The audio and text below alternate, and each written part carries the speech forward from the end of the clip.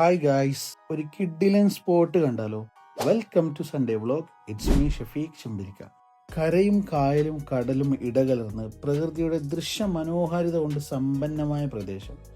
അതിലുപരി സ്വാദിഷ്ടമായ നിരവധി വിഭവങ്ങൾ കൊണ്ട് സായാഹ്നം വിരുന്നിരിക്കുന്ന സുന്ദര നാട്. വീഡിയോ കണ്ട് ഈ സ്ഥലം അറിയാവുന്നവർ ഒന്ന് കമന്റ് ചെയ്യണേ. പോകുന്ന വഴിയിൽ ഞങ്ങൾ ഇടയ്ക്ക് പോകാറുള്ള മക്കാമിൽ കയറി ദുആ ചെയ്ത് നേരെ പുറപ്പെട്ടു. ഉച്ചക്കുള്ള ബൈക്ക് യാത്ര ഒരൽപ്പം ക്ഷീണമാണെങ്കിലും കാണാൻ പോകുന്ന കാഴ്ചയോർത്ത് അതെല്ലാം ഇല്ലാതായ പോലെ. ഉച്ചഭക്ഷണവും അവിടുന്നാണ് പ്ലാൻ ചെയ്തത്. ഇനിയും കുറച്ചധികം പോകാനുണ്ട്. നമ്മളങ്ങനെ ആദ്യത്തെ ലക്ഷ്യസ്ഥാനത്തേക്ക് എത്തിയിരിക്കുകയാണ്. ഇവിടുന്നാണ് നമ്മൾ ഭക്ഷണം പ്ലാൻ ചെയ്തിട്ടുള്ളത്. നല്ല വിശപ്പും ദാഹവും ഉണ്ട്. ഇനി ഇവിടുത്തെ വിശേഷങ്ങൾ കാണാം. उसमें क्या क्या मिलता है? इसमें ओमेगा आता है, चिकन फ्राई आता है, आइला फ्राई आता है.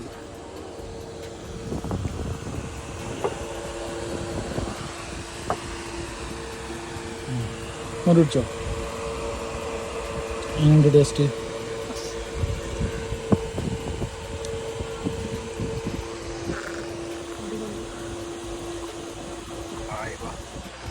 സെറ്റല്ലേ? ഇതിലാ ചെമ്പല്ലിയ പഴമീന. ഈ മോരുണ്ടല്ലോ, ഇത് പ്രസൻറ്റേഷനൊക്കെ കിടിലനാണ്. പക്ഷെ എരിവ് അല്പം കൂടുതലാണ്. സാധനം ടേസ്റ്റ് ഉണ്ട്.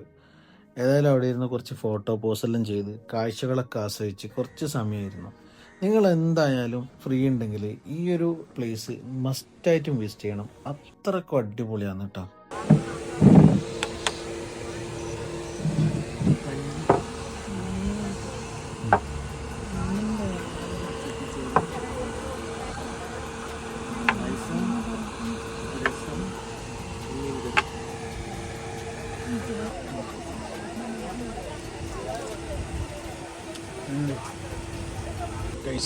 മാവില കടപ്പുറം ഡിന്നർ ക്ലബിൽ നല്ല കഞ്ഞിയും ചട്ടിച്ചോറും കഴിക്കുന്ന നടപ്പുന്ന നല്ല അടിപൊളി കാഴ്ച.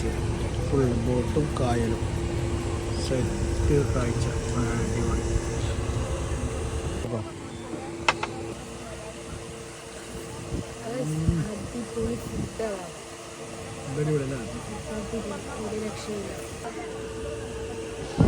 ബില്ല് എത്ര ആയിട്ടുണ്ടാവും? ഏകദേശം 600 ഇതിലുണ്ടാവും.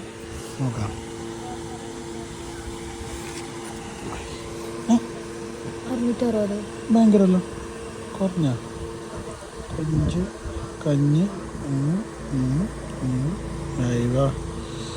മോശമില്ല അല്ലേ?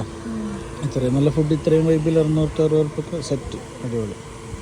ഈ ചെമ്മീൻ ഫ്രൈ കുറച്ച് എരിവുണ്ട്. എരിവുള്ളവർക്ക് സൂപ്പർ അല്ലേ? ബാക്കിയെല്ലാം അടിപൊളി. ചട്ടിച്ചോറെല്ലാം അടിപൊളി. ബാക്കിയെല്ലാം ഇപ്പോൾ കാണിക്കാനെല്ലാം തീർന്നു നിൽക്കുന്നുണ്ട് കാണിക്കാൻ. ഈ സാധനം കുറച്ച് എരിവുള്ളതുകൊണ്ട് ബാക്കി മോര്. കയ്യെന്നെല്ലാം വെറൈറ്റിയാണ്. ഓടിച്ചാണ്.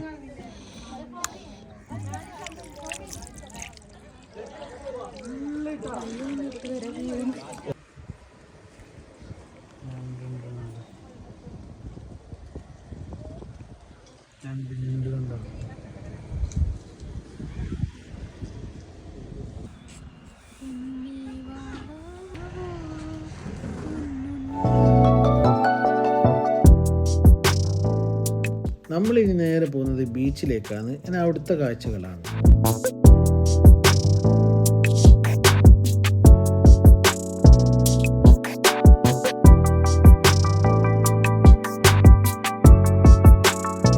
വൈകുന്നേരം ആയിക്കഴിഞ്ഞാൽ പലതരത്തിലുള്ള എണ്ണ പലഹാരങ്ങൾ ഉണ്ടാക്കി ഏതെങ്കിലും ഒരു ഫാമിലി വീട്ടിൽ ഒത്തുകൂടി, അതല്ലെങ്കിൽ ഏതെങ്കിലും ഒരു വീട്ടിൽ ഒത്തുകൂടി ഒരു ചായ കുടിക്കുന്ന ഒരു പതിവ് ഈ നാട്ടിൽ പണ്ട് മുതലേ ഉണ്ടാവാറുണ്ട്. ഇത് എൻ്റെ ഒരു കേട്ടറിവ് കേട്ടോ.